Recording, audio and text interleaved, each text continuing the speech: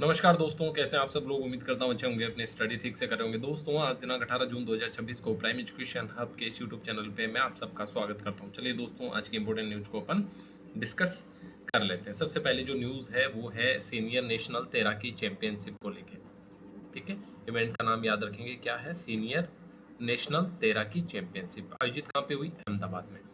क्या बड़ा अचीव किया? देखिए, 20 सालों के बाद जो है राजस्थान को कोई मेडल मिला है और ये रजत जीतने का जो काम किया है वो किया है दक्षिणा जोशी ने। बहुत इंपॉर्टेंट है, वेरी मोस्ट लगा लीजिए आप, इसको पूछा जा सकता है एग्जाम में। ठीक है, क्योंकि 20 सालों बाद अगर कोई मेडल मिला है किसी इवेंट में तो बहुत बड़ी बात है, यानी कि उस पर्टिकुलर गेम में एक इम्प्रूवमेंट किया है राजस्थान के प्लेयर्स ने। तो चैंपियनशिप का नाम भी याद रखेंगे। सबसे पहली चीज़ याद रख लेंगे कि कहाँ पे हुई है, अहमदाबाद में। कौन सी हुई है? सीनियर नेशनल तैराकी चैंपियनशिप।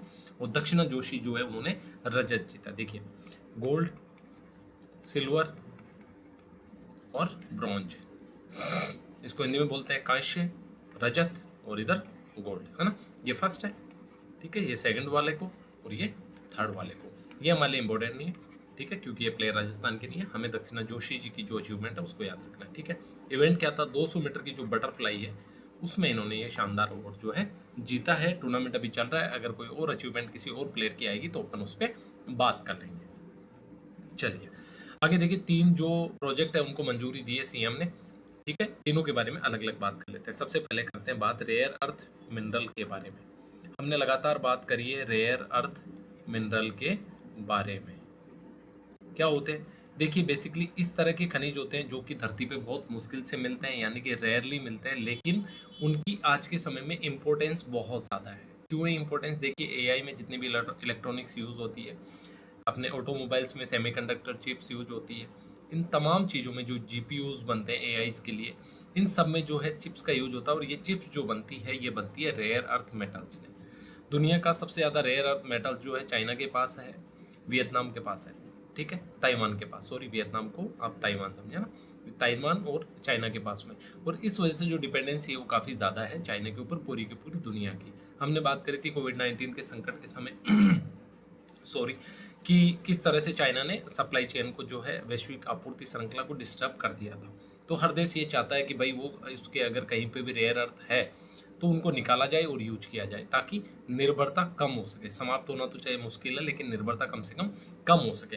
तो राजस्थान में 2 जगह है जहाँ पे इनकी मंजूरी दी है, यानी कि रेयर अर्थ मिनरल्स के होने की जो संभावना है वो है। कहाँ पे? बालोतरा के पंचपदरा और शेरगढ़ क्षेत्र में। पचपदरा और शेरगढ़ क्षेत्र में। ठीक है, कितना एरिया है? 207.63 वर्ग किमी। और CMPDI क्या है? एक इंस्टीट्यूट है जिसके बारे में बात करेंगे अगली स्लाइड में। उसको ये लाइसेंस दे दिया कि आप यहाँ पे खनन कीजिए। इससे क्या होगा? एक तो रोजगार मिलेगा आसपास के लोगों को, और डेवलपमेंट के नए जो द्वार है वो खुलेंगे। आपको पता, बहुत इंपॉर्टेंट है रेयर अर्थ मिनरल्स। तो जब इनका एक्सप्लोरेशन होगा, जब ये वाकई में बाहर निकलेंगे, तो इंडिया को, ना केवल राजस्थान को बल्कि इंडिया को इससे फायदा होगा। थोड़ा सा आगे चलते हैं, सबसे पहले समझते हैं कि रेयर अर्थ एलिमेंट्स क्या है और क्यों महत्वपूर्ण है। क्यों महत्वपूर्ण है इसके बारे में तो हमने बात कर ली, फिर देख लेंगे। CMPDI क्या है जिसको ये लाइसेंस मिला है? देखिए, messrs central mine planning and design institute, messrs central mine planning and design institute है CMPDI। इसको बालोतरा के नवातला और देवीगढ़, ठीक है, ऊपर पढ़ा था हमने, क्या पढ़ा था? पचपदरा और शेरगढ़। ठीक है, क्या पढ़ा था? पचपदरा और शेरगढ़। ठीक है, ये देखिए उपखंड है, ठीक है, और ये जो दोनों जगह है ये वहां की लोकल जगह है। ठीक है, नवतला और देवीगढ़, नवतला और देवीगढ़, शेरगढ़ और पचपदरा, वहाँ के बालोतरा जो नया जिला बना है वहाँ के। बहुत इंपॉर्टेंट है, वेरी वेरी मोस्ट लगा लीजिए, एग्जाम में पूछे जाने की संभावना 100% से भी ज़्यादा है, क्योंकि ये जो एलिमेंट है ये बहुत इंपॉर्टेंट है। एरिया भी याद कर लीजिए, 207.63 वर्ग किमी। और जो है रेयर अर्थ एलिमेंट्स का एक्सप्लोरेशन जो है यहाँ पे होने वाला है, और CMPDI को जो है इसका लाइसेंस मिल गया है। सारी बातें याद रखनी है। क्यों इंपॉर्टेंट है? देखिए, इलेक्ट्रॉनिक्स में, रक्षा उपकरण में, EV बैटरी में अनिवार्य उपयोग है रेयर अर्थ मिनरल्स का। वैश्विक आपूर्ति श्रृंखला में भारत की भागीदारी बढ़ेगी। ठीक है, राजस्थान में रोजगार और राजस्व की वृद्धि होगी, संभावना बढ़ेगी, और आत्मनिर्भर भारत अभियान को बल मिलेगा। ये तमाम जो है इसके फायदे होने वाले हैं। ठीक है। 207.63 वर्ग किमी सेक्टर है, बालोतरा जिला है, संस्था CMPDI है और रेयर अर्थ एलिमेंट्स का एक्सप्लोरेशन है। ये तमाम बातें आपको याद रखनी है। तो एक तो ये मंजूरी CM ने दी है। दूसरी क्या, NIA विशेष एक न्यायालय स्थापित किया है। सबसे पहले NIA को समझिए। NIA का मतलब है नेशनल इन्वेस्टिगेशन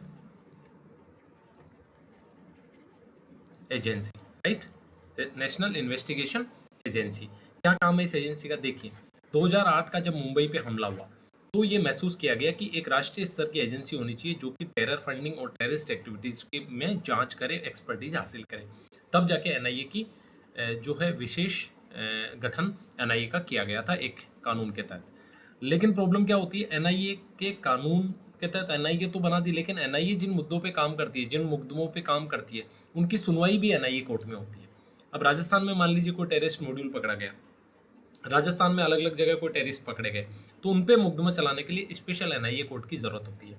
तो NIA कोर्ट की जो स्थापना की मंजूरी जो है राजस्थान सरकार ने दी है। तो आपके समझ के लिए इंपॉर्टेंट है, एग्जाम के हिसाब से डायरेक्ट ऐसे नहीं पूछा जाएगा। और 8 जिलों में नए नागरिक सुरक्षा कोर स्थापित किए हैं। कौन से 8 जिले हैं, देखिए दोस्तों ये 8 जिले वही हैं जो अभी नए स्थापित हुए थे। देखिए 33 जिले थे, बढ़ा के 51 कर दिए थे, फिर उनको कम करके 41 जो है लास्ट रखे हैं। यानी कि जितने बने थे उनमें से बाकी को डिमोलिश कर दिया। 8 जो जिले हैं उनको यथावत रखा गया। आप समझ लें 8 कौन से हैं। आप जैसे यूं ये राजस्थान का मैप यूं समझिए, ठीक है। मैप तो बहुत गंदा बनता है, ठीक है। तो आप यूं समझिए, सबसे पहले आप लेफ्ट साइड में ले लीजिए, ठीक है। तो फलोदी और बालोद ये हमारे पश्चिम में बन गए, ठीक है। फिर सेंटर में आ जाइए, सेंटर में 2 बने आपके, डिडवाना कुचामन और ब्यावर। 5 हो गए, डिडवाना कुचामन और ब्यावर 4 हो गए। 5वां जो है नीचे साउथ में जाएंगे तो सलूम्बर उदयपुर से अलग हो गए। आप इन सबको मैप में देखते जाएंगे, ठीक है। उसके बाद राइट में आप आएंगे तो आपका हो गया इधर डीग, ठीक है। इधर आपका हो गया खेरथल तिजारा और इधर आपका हो गया कोटपूतली बहरोड, ठीक है। ऐसे मैप में आप इसी तरह से इसी सीक्वेंस में याद करें। ये 8 जिले जो हैं नए बनाए गए। अब यहाँ पे आपदा प्रबंधन के लिए एक नई कोर का जो है गठन की, सुरक्षा कोर के गठन की घोषणा CM ने की है। देखिए ये दोनों घोषणा जो है एग्जाम के हिसाब से इंपॉर्टेंट नहीं है, लेकिन यहाँ इसके माध्यम से हमने ये सीख लिया कि 8 जिले जो है नए 33 के बाद में कौन से बने थे। तो आपको सिंपल याद रखना है, स्ट्रेट आपको राजस्थान का मैप सामने रखना है, पश्चिम की तरफ सोचना है, पहला फलोदी, दूसरा बालोतरा, फिर सेंटर में आना है डिडवाना कुचामन जो कि नागौर से अलग हुआ, उसके बाद ब्यावर जो कि अजमेर से अलग हुआ, फिर नीचे की तरफ जाना है सलूम्बर जो कि उदयपुर से अलग हुआ, फिर राइट की तरफ जाना है, ऊपर से ले लीजिए कोटपुतली बहरोड, तिजारा खेरतल और डीग जो है भरतपुर से अलग हुआ। इस तरह से 8 जो नए जिले बने थे। उम्मीद करता हूँ आपको बात समझ आ गई होगी, ये हमने समझ ही लिया था। अब देखिए कामिकाजे जो है एक नए टाइप के ड्रोन जो है भारतीय वायुसेना बनाने जा रही है, ठीक है। रक्षा की स्वदेशी तकनीक है। देखिए जो भी दोनों वार हुए हैं, दोनों लड़ाइयाँ जो रिसेंट में हुई है, पहला रशिया यूक्रेन वार, ठीक है, और दूसरी USA और ईरान, ठीक है, इसमें इजराइल भी था। इन दोनों से एक बात निकल के आई है कि ड्रोन जो टेक्नोलॉजी है वो बहुत ज़्यादा यूज़ होने वाली है आने वाले युद्धों में। तो ड्रोन पे बहुत ज़्यादा काम करना पड़ेगा। भारतीय वायुसेना पहले से काम कर रही है। देखिए उन्होंने मेहर बाबा एक प्रतियोगिता आयोजित कर रखी है, एक कंपटीशन, एक इनोवेशन टाइप का, कि कंपनीज को इनवाइट करती है, आप आइए अपना नवाचार दिखाइए और अलग अलग टाइप के ड्रोन के प्रोटोटाइप हमें दिखाइए और हम आपको मंजूरी देंगे। हाँ, अब दोबारा क्या कि भारतीय वायुसेना ने स्वदेशी तरीके से कामिकाजी ड्रोन बनाने का भी जो है प्रपोजल लिया है। यानी कि कामिकाजी ड्रोन किस तरह काम करेंगे, देखिए ये इस तरह का ड्रोन होगा, अपनी जगह से उड़ेगा और किसी स्पेसिफिक टारगेट को जाके नष्ट हो जाएगा उससे टकरा के, ठीक है। 30 kg के आसपास ये एम्यूनेशन जो है, यानी कि बारूद अपने साथ ले जा सकता है, बम ले जा सकता है, वहाँ जाके डिस्ट्रॉय कर देगा। ये सिंपल इनका काम रहेगा। इनको वापस आने की जरूरत नहीं होती, हालांकि इनमें क्षमता होती है, लेकिन इनको जाके डिस्ट्रॉय होना है। क्यों? क्योंकि देखिए इनकी जो कॉस्ट होती है वो कम होती है और जाके ये बहुत ज़्यादा नुकसान कर देते हैं, तो अपना जो पर्पज है वो सर्व कर देते हैं। भारतीय वायुसेना का तमिलनाडु का जो सुलूर एयरबेस है 5 BRD जो है, वहाँ पे ये बनाए जाएंगे, लंबी दूरी के बनाए जाएंगे और किसी भी चीन का कोई भी सामान इनमें यूज़ नहीं होगा। और इनका जो बौद्धिक संपदा अधिकार है, IPR है, यानी कि वही बौद्धिक संपदा अधिकार जिनके बारे में हमने बात करी थी, पेटेंट की बात करी थी, वो भारतीय वायुसेना के पास ही रहने वाला है, ताकि आने वाले समय में अगर कुछ अपग्रेड करना हो, कुछ और स्पेसिफिकेशन जोड़ना हो, तो वो आसानी से जुड़ सके, राइट। चलिए आगे। वन वे ड्रोन है, जैसे हमने बात करी कि सीधा जाके और अपने टारगेट को हिट कर देगा। इसमें जो है खासियत क्या क्या है, वन वे है सबसे पहली बात, और किसी खास लक्ष्य को नष्ट करने के लिए भेजे जाते हैं। और अभी भारतीय वायुसेना के हारोप सिस्टम का जो है, भारतीय वायुसेना इजराइल के हारोप सिस्टम का, इसराइल के हारोप सिस्टम का जो है यूज कर रही है, ये भी आपको याद रखना है। ठीक है, क्या होगा इसमें, फिक्स्ड विंग की डिजाइन होगी, 16,000 फीट की ऊंचाई तक जा सकता है, दिन और रात दोनों में उड़ान भर सकता है, 30 किलो का पेलोड यानी कि अपने साथ जो बारूद है वो ले जा सकता है, और खुद से नेविगेशन करके जा सकता है। रास्ते के हिसाब से आप जो जीपीएस कोड इसमें फीड करेंगे और वापस भी लौट सकता है। ठीक है, सुलूर कहाँ है, तमिलनाडु में है, 5 बीआरडी जो है एयरफोर्स का डिपो है, और हारोप जो अभी चल रहा है आईपीआर भारतीय वायुसेना के पास रहेंगे। सारी बातें हमने समझ ली। अब देखिए, एक तो राम जल सेतु योजना है जो हाल ही में बहुत ज़्यादा सुर्खियों में है, और राजस्थान और मध्य प्रदेश के साथ में समझौता हुआ है, जिससे राजस्थान के काफ़ी बड़े एरिया को इससे सिंचाई और पीने के पानी के लिए जल उपलब्ध होने वाला है। दूसरी, यमुना जल समझौता हुआ, जिसके बारे में कुछ दिन पहले हमने बात करी।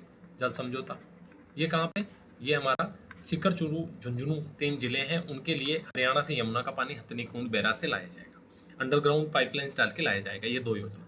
तीसरी, यमुना का पानी के लिए एक और किशाऊ बहुउद्देशीय बांध परियोजना पे सहमति बनने की कगार पे है। एक बैठक हुई है गृह मंत्री की अध्यक्षता में। ठीक है, राजस्थान में आपको पता पानी की कमी है, बहुत सारे प्रयास किए जा रहे हैं, ये इस मामले में तीसरा प्रयास है। ठीक है, अमित शाह की अध्यक्षता में दिल्ली में बैठक हुई है, किशाऊ बहुउद्देशीय बांध परियोजना। बहुउद्देशीय का मतलब होता है, देखिए इस तरह का बड़ा बांध बनाया जाता है जहाँ पे मान लीजिए पहला चार्ज बिजली उत्पादन के लिए प्लांट लगेंगे। ठीक है, हाइड्रो प्लांट, बिजली, पहला बिजली उद्देश्य हो गया, दूसरा सिंचाई हो गया, तीसरा जो है आपका ये हो गया पेयजल। तो इस प्रकार बहुत ज़्यादा उद्देश्य की वजह से इनको बहुउद्देशीय परियोजनाएं बोला जाता है। ठीक है, एमओयू के लिए 6 राज्यों के बीच में समझौता जो है हुआ है, हिमाचल, उत्तराखंड, दोनों जो है पहाड़ी राज्य हैं, हिमाचल और उत्तराखंड दोनों। क्यों है, क्योंकि यहीं से तो सारी नदियाँ आती है, तो इनका तो रहना जरूरी है। उसके बाद आपका दिल्ली तीसरा, यूपी, राजस्थान और हरियाणा, ये जो 6 राज्य हैं इनके बीच में जो है एक सहमति बन गई है। और अब जो है इस परियोजना को सहमति के बाद में केंद्रीय जो मंत्रिमंडल है, यानी कि केंद्रीय जो सरकार है, उसके सामने, मंत्रिमंडल के सामने सहमति के लिए प्रस्तुत किया जाएगा। ठीक है, ऊपरी यमुना बेसिन में रेणुका जी, लखवार और किसाऊ बांध परियोजनाओं से हरियाणा, उत्तर प्रदेश, राजस्थान, दिल्ली को जल और बिजली दोनों मिलेंगे, और इसका लगभग 10% जो हिस्सा है वो राजस्थान को मिलने वाला है, यानी कि बड़ा हिस्सा है। अभी शुरुआती स्टेज में आपके दिमाग में रजिस्टर्ड हो जानी चाहिए कि कसाऊ जो परियोजना है वो राजस्थान से किस प्रकार से जुड़ी हुई है, ये बात आप याद रखेंगे। ठीक है, और किसाऊ जो बांध है, तकनीक विवरण अगर इसका दें, ये प्रोजेक्ट कितना बड़ा होने वाला, तो सोच के देखिए, एशिया का दूसरा सबसे बड़ा बांध प्रोजेक्ट होने वाला है, यानी कि भारत का सबसे बड़ा बांध बनने वाला और एशिया का दूसरा सबसे बड़ा। किस पे बनेगा, यमुना की एक सहायक नदी है टोंस, उस टोंस नदी पे बनेगा, डायरेक्ट यमुना पे नहीं बनेगा। यमुना की एक महत्वपूर्ण सहायक नदी है टोंस, उस टोंस नदी पे जाके ये बांध बनने वाला है। कहाँ पे, देहरादून का उत्तराखंड और सिरमौर हिमाचल का दोनों ही एरिया इसमें रहेंगे। ऊंचाई 236 मीटर होगी, लंबाई 680 मीटर होगी। ऊंचाई 236 मीटर, लंबाई 680 मीटर। तो ये बातें तो अभी बहुत इंपॉर्टेंट नहीं है, लेकिन ऊपर वाली दोनों बातें याद रखेंगे। ठीक है, सिंचाई कितनी होगी, ये सारी बातें अभी बदलती रहेगी, और पैसा जो 90% इसमें केंद्र लगाएगा, 10% सारे राज्य अपना जितना बेनिफिट उनको मिल रहा है उस हिसाब से मिलकर इसमें लगाएंगे। इंपॉर्टेंट बात है, टोंस आपने पढ़ लिया, यमुना की सहायक नदी है जिसपे ये कसाऊ परियोजना वाला बांध बनने वाला है। ठीक है, ऊंचाई 236 मीटर, बिजली जो है 640 मेगावाट, और ये सारी बातें जो है बहुत इंपॉर्टेंट नहीं है, जो इंपॉर्टेंट बातें हैं वो हमने इसमें कर ली। अब हम राजस्थान की कुछ विशेष परंपराओं के बारे में बात करते हैं, जो हाल ही में वर्षा के सीजन पे किस प्रकार की परंपराएं हैं, 2-3 इनसे कल्चर से जुड़ी हुई हमारा हिस्सा है, और कल्चर से जुड़े हुए इस तरह के सवाल पूछ लिए जाते हैं। ठीक है, तो मेंढक मेंढकी की शादी एक इवेंट था, और दूसरा है घुघरी थाड़। समझते हैं, अच्छी बारिश के लिए ये राजस्थान की अनूठी लोक परंपराएं हैं, और लोक परंपराएं हमारे सिलेबस का हिस्सा है। मानसून की आर्ट के साथ ही इंद्रदेव को प्रसन्न करने के लिए इस तरह की अनोखी परंपराएं राजस्थान में जीवित होती है। बांसवाड़ा में सबसे पहली चीज, बांसवाड़ा की बात कर रहे हैं, उंगली माता चौक पर ढोल नगाड़ों के बीच मेंढक मेंढकी का प्रतीकात्मक विवाह करवाया जाता है। ठीक है, आपसे एग्जाम में सीधा पूछा जा सकता है कि मेंढक मेंढकी का प्रतीकात्मक विवाह वर्षा आगमन के समय कहाँ करवाया जाता है? आपका आंसर होना चाहिए सीधा बांसवाड़ा। ठीक है, इस तरह जो है ये बनता है। पैरों में लच्छा, कुमकुम का तिलक, मंत्रोच्चार करके 7 फेरे इनको दिलवाए जाते हैं। तो ये बात हो गई। दूसरा, महिलाओं की दाढ़। बांसवाड़ा और डूंगरपुर में दोनों ही जगह महिलाएं पुरुष का वेश धारण करती है। उसके बाद तलवारें, लकड़ियां लेकर जुलूस निकालती है और इंद्रदेव को चेतावनी देती है कि भाई बारिश करवा दे वरना तेरी पिटाई कर देंगे। ठीक है, तो ये जो परंपरा है इसमें बांसवाड़ा और डूंगरपुर दोनों शामिल है। महिलाओं की दाढ़, हो सकता है ये दहाड़ से बनाओ, दहाड़ जो कि हाथों में पुरुषों के जो वेश धारण करके महिलाएं और हाथों में तलवार और लकड़ियां लेके और इंद्रदेव जी से रिक्वेस्ट करती है, थोड़ा डराती भी है कि भाई अगर आपने बारिश नहीं करी तो फिर आपको धमकाएंगे। आगे गुगरी का प्रसाद। ये गुगरी तो शायद आपने तो नहीं, लेकिन हम जब छोटे थे तब हमारे यहाँ भी लोकल ये कल्चर था, लेकिन अब धीरे धीरे जो है बहुत कम जो रिमोट एरियाज है वहीं इस तरह के कल्चर बचे हैं, बाकी तो गाँव भी आजकल शहर बन रहे हैं। तो ये जो है इस तरह की परंपराएं राजस्थान में बहुत कॉमन है। अब हमने बात करी थी कि जो भाई महात्मा गांधी नरेगा था उसको बदल के विकसित भारत रोजगार जो है VBG रामजी, विकसित भारत ग्रामीण रोजगार गारंटी योजना कर दिया इसका नाम बदल के। ठीक है, नाम ही नहीं बदला, इसके कुछ प्रावधान भी बदल दिए। अब जो नया VBG रामजी है इसकी शुरुआत 1 जुलाई से होनी चाहिए। ये डेट रजिस्टर्ड कर लीजिए, इम्पोर्टेंट है, एग्जाम में पूछी जाएगी। ठीक है, 1 जुलाई से होने वाला, कहाँ से? आंध्र प्रदेश से। ठीक है, आंध्र प्रदेश के जो डिप्टी CM है पवन कल्याण, उन्होंने जो केंद्रीय कृषि मंत्री है शिवराज सिंह चौहान, उनसे बात करी है, उनसे मिले हैं और कहा है कि भाई हमने सारी तैयारी कर ली है और आप बिल्कुल जो है 1 जुलाई से हमारे यहाँ से शुरू कर दीजिए। तो 1 जुलाई 2026 से VBG रामजी, विकसित भारत को रोजगार गारंटी योजना कहाँ से शुरू हो रही है? आंध्र प्रदेश से शुरू हो रही है। ये बात अपने दिमाग में सेट कर लीजिए। जियो टैगिंग होगी इसमें, फेस रिकॉग्निशन वाला काम भी वहाँ पे पूरा हो गया है और आंध्र मॉडल जो है बाकी राज्यों के लिए एक मॉडल, इसमें एक मॉडल के रूप में उभर के सामने आएगा। तो लॉन्च की तिथि 1 जुलाई 2026 बहुत इंपॉर्टेंट है, आंध्र प्रदेश बहुत इंपॉर्टेंट है। ठीक है, तो ये बात थी। आगे देखिए 486वीं जयंती थी महाराणा प्रताप जी की। तो महाराणा प्रताप जी की बात हो और हल्दी घाटी की बात नहीं हो, ऐसा हो नहीं सकता। हमारे जो विधानसभा के जो सभापति है, स्पीकर है वासुदेव देवनानी जी, उन्होंने एक आर्टिकल लिखा तो उसकी इंपॉर्टेंट बातें हमने एक्सट्रैक्ट कर ली। इन्होंने स्पष्ट रूप से बोला कि हल्दी घाटी के जो असली विजेता है वो महाराणा प्रताप ही थे। ये बात किसी से छुपी हुई नहीं है और ये बात सही भी एक हद तक देखते हैं इसमें। ठीक है, 18 जून 1576 को इनका जन्म हुआ था। 18 जून 1576 को हल्दी घाटी का युद्ध हुआ था। है ना? ठीक है, 450वीं वर्षगांठ है उसकी। स्वतंत्रता और स्वाभिमान का संघर्ष था, इसमें कोई संदेह नहीं है। ठीक है, महाराणा प्रताप जो है मेवाड़ के 13वें राणा थे। उनका जन्म 9 मई 1540 को कोमलगढ़ दुर्ग में हुआ था। ठीक है, इस बात को भी आप याद रखेंगे। इस साल उनकी 486वीं जयंती और हल्दी घाटी की 450वीं जयंती, ठीक है, एक साथ मनाई जा रही है। ठीक है, हल्दी घाटी का युद्ध केवल सैन्य संघर्ष नहीं था, यानी कि सैनिकों की आपस में लड़ाई नहीं थी। ये स्वतंत्रता बनाम साम्राज्यवाद, एक तरफ अग्रवाद था जो अपने साम्राज्य को बढ़ाना चाहता था, दूसरी तरफ प्रताप था जो अपनी स्वाधीनता और स्वतंत्रता की रक्षा के लिए लड़ा था। यानी कि यह स्वतंत्रता और साम्राज्यवाद के बीच का युद्ध था, स्वाभिमान और अधीनता के बीच का संघर्ष था, महान संघर्ष था। स्वाभिमान यानी कि प्रताप को अपनी जगह बचानी थी, जबकि अधीन बनाना चाहता था कौन? अकबर प्रताप को। तो इन दोनों के बीच की ये संघर्ष था। ठीक है, युद्ध की प्रमुख बातें क्या थी कि 18 जून 1576 को युद्ध हुआ था। हल्दी घाटी नामक स्थान जो राजस्थान में है, राजसमंद जिले में, वहां पे हुआ था। अकबर का मुख्य उद्देश्य विफल रहा। प्रताप न तो बंदी मैंने नई आत्मसमर्पण किया और मेवाड़ की स्वतंत्रता जो है क्षुण रही। इसका सीधा सा मतलब ही है कि भाई प्रताप जो है विजयी थे इस युद्ध में।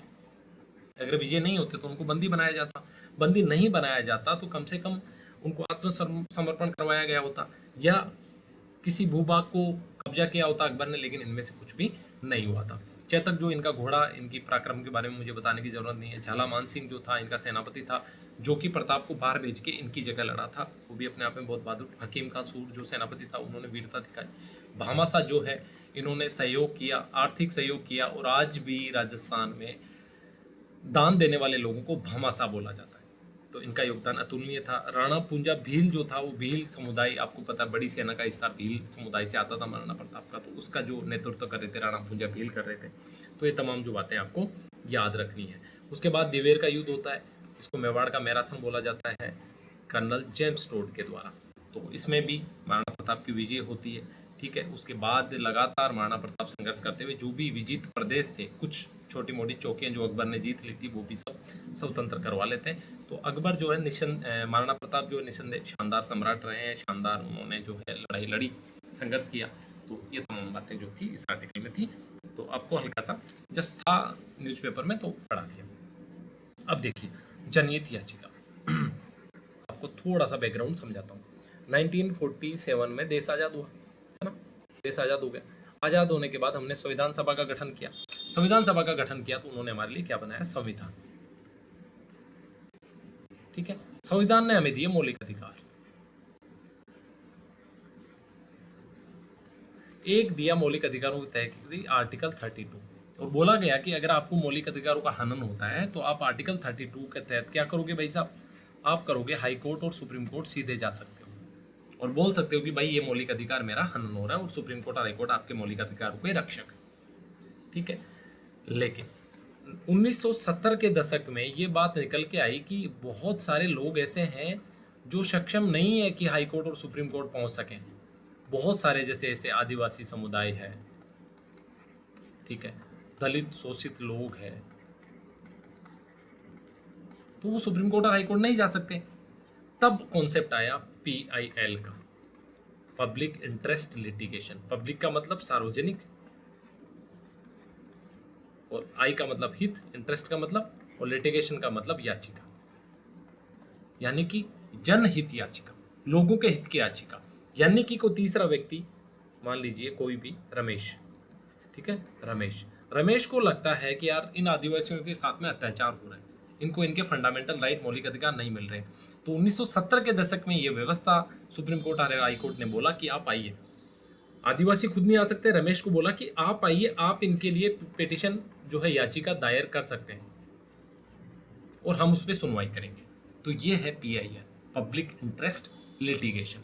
ठीक है, अब ऐसा क्या हुआ है कि सरकार ने सुप्रीम कोर्ट से पुनर्विचार करने के लिए बोला है कि आपने जो PIL 1970-80 के दशक में शुरू की थी, ये प्रॉब्लम क्रिएट कर रहा है, आप इस पर दोबारा सोचिए, इसको ठीक कीजिए। तो अब पढ़ते हैं पूरी बात। देखिए, PIL की शुरुआत 1970 के दशक में हुई और 1979 में पारंपरिक लोकस स्टैंडी सिद्धांत से हटकर प्रतिनिधित्व स्टैंडिंग की शुरुआत की। यही समझ ली, लोकल स्टैंडी का मतलब है कि रमेश को प्रॉब्लम हुई, रमेश ही कोर्ट जाएगा। ठीक है, रमेश ही कोर्ट जाएगा, जो व्यवस्था पहले थी। प्रतिनिधित्व स्टैंडिंग का मतलब कि रमेश को व्यवस्था हुई, रमेश सक्षम नहीं है कोर्ट जा सके, तो सुरेश जो है वो रमेश के बदले याचिका दायर कर सकता है। ये प्रतिनिधित्व स्टैंडिंग की बात हुई। ये शुरुआत 1979 में हुई। जगदीश भगवती, PN भगवती और जगदीश नाम के दो एडवोकेट थे, जज थे बेसिकली, जिन्होंने इसकी शुरुआत करी। थोड़ा सा आप गूगल करेंगे इसके बारे में, देखिए आपको खुद को थोड़ी सी मेहनत करनी पड़ेगी। मैं आपको बहुत सारी बातें, ये सारी बातें मैं तैयार करके ऐड करके मैं भी आपको आपके लिए ला सकता हूँ, बट वो आपके लिए उतना काम नहीं करेगा जितनी एडिशनल आप थोड़ा सा इसमें पढ़ेंगे। ठीक है, तो उन्होंने शुरुआत करी। उन्होंने बोला कि पीड़ित के बजाय तीसरा कोई भी पक्ष जो है हाशिए के समूह यानी कि कमजोर वर्ग के लोगों के लिए न्यायालय जा सकता है। ये व्यवस्था आई। लेकिन हाल ही में सबरीमाला मामले में जो PILs आई है, इनका दुरुपयोग हुआ है। इससे सरकार ने सुप्रीम कोर्ट को बोला है कि भाई ये बहुत ज़्यादा हो रहा है, इसमें समस्याएं हैं, आप इसको देखिए और इसको ठीक कीजिए। चलिए, खामियां क्या है? पहली चीज़ है पक्षपातपूर्ण याचिकाएं, यानी कि जो याचिकाएं आ रही है वो लोगों के भले के लिए नहीं आ रही है, लोग अपने एजेंडा चलाने के लिए लेके आ रहे हैं। ये बात बोली है सरकार ने। ठीक है, जिससे न्यायालय जो है सतही तौर पे मामले निपटने पड़ते हैं। दूसरी समस्या, बहुत सारे निर्देश सुप्रीम कोर्ट देता है लेकिन अवमानना की जाती है। सुप्रीम कोर्ट और हाई कोर्ट के निर्देशों की अधिकारी पालना ही नहीं करते हैं, तो फिर क्या फायदा भाई आपके PIL का? तीसरा, संस्थागत क्षमता नहीं है। हमने कल ही पढ़ा था कि 1987 की विधि आयोग की रिपोर्ट ने यह बोला कि 10 लाख लोगों पे 50 न्यायाधीश होने चाहिए, लेकिन 2026 में 10 लाख लोगों पे 22 न्यायाधीश है। बहुत सारे स्टेनो के पद खाली पड़े हुए हैं। तो भाई क्षमता तो है ही नहीं आपके सुप्रीम कोर्ट और हाई कोर्ट की पिटीशन सुनने की, तो जबरदस्ती पिटीशन, इसे मामले लंबित बढ़ते जा रहे हैं। और बहुत सारे लोग जो वाकई में बहुत जेन्यून है, उनकी बात भी सुप्रीम कोर्ट और हाई कोर्ट नहीं सुनता और आगे बढ़ जाता है। तो ये समस्या, दोहरी समस्या है। एक है एमिकस की भूमिका। देखो, न्याय मित्र का जो कॉन्सेप्ट है ये भी इसमें दिया गया था। कई बार अपने अधिकारों से बाहर निकलकर किसी एक पक्ष के सहयोगी बन जाते हैं। जो न्याय मित्र है उनकी जो भूमिका है वो भी अच्छी तरह डिफाइन नहीं है, अच्छी नहीं है, पॉजिटिव नहीं है, इस पर भी सोचने की जरूरत है। ठीक है, और 2013 में एक नियम आया था। क्या आया था? कि जो याचिका है वो मूल अधिकारों के उल्लंघन से ही संबंधित होनी चाहिए, उससे हटकर नहीं होनी चाहिए। इस बात की भी पालना नहीं होती है। ये सारी बातें सरकार का जो पक्ष है कि PIL पे सुप्रीम कोर्ट को दोबारा सोचा जाना चाहिए। अब देखिए, उन्होंने बोला कि भाई मूल स्वरूप जो था कि सिर्फ फंडामेंटल राइट से संबंधित अगर कोई अधिकार है ठीक है, और कोई एजेंडा नहीं है, वहीं तक सीमित जो है पीआईएल को रहना चाहिए। ठीक है, हेबियस कॉर्पस के सिद्धांत पर आधारित होना चाहिए। ठीक है, बने हुए कानून के क्रियान्वयन पर, एक्शन या निष्क्रियता पर आधारित होनी चाहिए। याचिकाओं की अच्छी तरह खोजबीन होनी चाहिए कि मेरे जैसा कोई आलतू फालतू आदमी तो याचिका नहीं डाल रहा है। ठीक है, और तीसरा पक्ष अगर नहीं भी पहुंच पाए तो उसकी जो है सुनवाई होनी चाहिए। अब कोई कानून लागू करने के लिए, समान नागरिक संहिता लागू करने के लिए कोई याचिका बने तो कोई मतलब नहीं है। ठीक है, एजेंडे वाली याचिकाएं नहीं आनी चाहिए। एमिकस जो न्याय मित्र है वो एक पक्ष का सहयोगी ना बने, उसको न्यूट्रल रहना चाहिए, निष्पक्ष रहना चाहिए, और प्रभावित लोगों को बिना सुने जाए निर्णय भी नहीं होना चाहिए। तो ये सारी बातें हैं। पीआईएल बहुत इंपॉर्टेंट है, मुख्य परीक्षा के हिसाब से तो वेरी वेरी वेरी इंपॉर्टेंट है। आप लगा लीजिए वेरी वेरी वेरी इंपॉर्टेंट, किसके हिसाब से, आपके मेंस एग्जाम के हिसाब से, जो कि आरएएस का होने वाला है नवंबर वाले प्री के बाद में, अप्रैल मई जून के आसपास कहीं पे भी, तो वहाँ बहुत इंपॉर्टेंट होने वाला है। ठीक है, पीआईएल जो है 1970 के दशक, और स्टैंडिंग कब मिली प्रतिनिधित्व, तो पहले लोकस स्टैंडिंग थी 1979 में। 2013 में सुप्रीम कोर्ट ने बोला भाई सिर्फ फंडामेंटल राइट से रिलेटेड होनी चाहिए, और सबरीमाला केस के बाद सरकार ने अपील करी है भाई इस पे बारे में दोबारा सोचो, प्रॉब्लम है इसमें।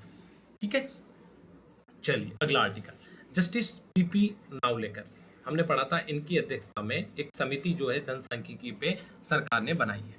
ठीक है, सेवानिवृत्त न्यायाधीश है जस्टिस पीपी नावलेकर, इनकी अध्यक्षता में जनसांख्यिकी पे समिति बनी है।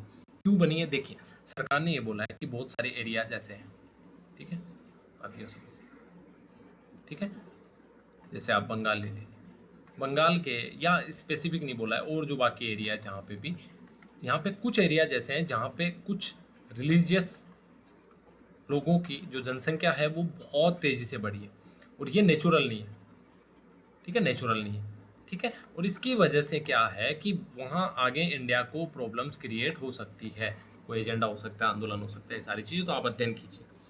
कि जैसे फॉर एग्जांपल वेस्ट बंगाल का मान लीजिए कोई परगना है, उस परगना की जनसंख्या 1970 में कितनी थी, 1980 में कितनी थी, 1990 में कितनी थी, फिर आप देखेंगे 2000 में एकदम से बढ़ गई, 2010 में और बहुत ज़्यादा बढ़ गई। तो आपको वहाँ सोचने की जरूरत है, और सरकार को प्रॉपर रिपोर्ट दीजिए, और जो फर्जी लोग रह रहे हैं उनको बाहर निकालने की व्यवस्था दीजिए, इसके लिए एक समिति गठन करिए। ठीक है, तो राइटर ने आर्टिकल लिखा कि भाई चलो समिति गठन करिए। ठीक है, लेकिन ये पैनल धार्मिक और सामाजिक समुदायों के बीच जनसंख्या के बदलाव की जांच करेगा, ये हमने बात कर ली, और डिपोर्शन भी करेगा, यानी कि जो लोग अवैध हैं उनको बाहर भी भेजने की प्रणाली भी तैयार करेगा। और स्वतंत्रता दिवस के भाषण में पीएम मोदी जी ने भी इस बारे में बात करी थी। ठीक है, वैश्विक रूप से भी इस तरह के जनमत संग्रह हो रहे हैं, बहुत ज़्यादा हमारे रेफरेंस के हिसाब से इंपॉर्टेंट नहीं है। अब देखिए प्रॉब्लम क्या है, प्रॉब्लम है मुसलमानों की सांप्रदायिक प्रोफाइलिंग का डर है, यानी कि कहीं ऐसा नहीं हो कि एक ही समुदाय के लिए ये सारी चीज़ें पर्दे के पीछे की जा रही हो, तो ये नहीं होना चाहिए, क्योंकि इससे जो है जो सौहार्द है वो बिगड़ेगा, और ये मूल उद्देश्य से भटक जाएगी, गतिरोध पैदा होगा। आगे कि आप जो बात कर रहे हैं कि यार धार्मिक समुदाय की कितनी जनसंख्या बढ़ी, कितनी नहीं बढ़ी, इसको छोड़िए भाई, मूल समस्याएं अभी भी बैठी हुई है। बढ़ती उम्र, 2050 तक जो बुजुर्गों की संख्या भारत में बहुत बढ़ने वाली है, युवा आबादी घटने वाली है, बुजुर्ग लोग डिपेंडेंसी बढ़ेगी, खर्च बढ़ेगा, उसके बारे में सोचिए। जन्म दर घट रही है, ठीक है, लाभांश जो जनसंख्या का आपको मिलने वाला है 15 से 59 वर्ष के जो आपके अधिकतर लोग हैं 60% से भी ऊपर, ये कम होने वाले हैं धीरे धीरे, उसके बारे में सोचिए। ठीक है, रोजगार का जो खतरा है उसके बारे में, शिक्षा स्वास्थ्य की जो गुणवत्ता कम है उसके बारे में सोचिए, रोजगार के तौर तरीकों के बारे में सोचिए। ये भारत की असली चुनौतियाँ, और आप है कि हिंदू मुस्लिम वाला कर, ये सिंपल जो है राइटर का कहना है, अपना इसमें कोई निजी विचार नहीं है, जो चीज़ लिखी गई है वो ही अपन पढ़ रहे हैं। ठीक है, तो इसमें आपको सोचना है कि ये किस तरह से, सिर्फ सोचने के लिए जस्टिस हमारे लिए काम की जो एग्जाम के हिसाब से है वो है कि ये जो समिति है इसके बारे में एग्जाम में पूछा जा सकता है, तो जस्टिस पीपी नावलेकर के बारे में आपको इनका नाम याद रखना है। ठीक है, चलिए, तो ये थी आज के अपनी इंपॉर्टेंट न्यूज। दक्षिणा जोशी राजस्थान की तैराक है जिन्होंने सेकंड पोजीशन यानी कि सिल्वर जो है मेडल जीता है, और ये सिल्वर जीता है 20 साल के बाद। तो इम्पोर्टेंट है, रेयर अर्थ के लिए 2 जो जगह है बालोतरा में, उनके बारे में जो है अनुसंधान की परमिशन की है, काम काजी ड्रोन के बारे में बात करी, किसा परियोजना के बारे में बात करी, महाराणा प्रताप के बारे में बात करी। तो ये थी हमारी आज की डिस्कशन। उम्मीद करता हूँ आपके लिए डिस्कशन फ़ायदेमंद रही हो, और फ़ायदेमंद रहनी ही चाहिए, वही हमारा मुख्य उद्देश्य है। चलिए, ख्याल रखिए अपना, जय हिंद।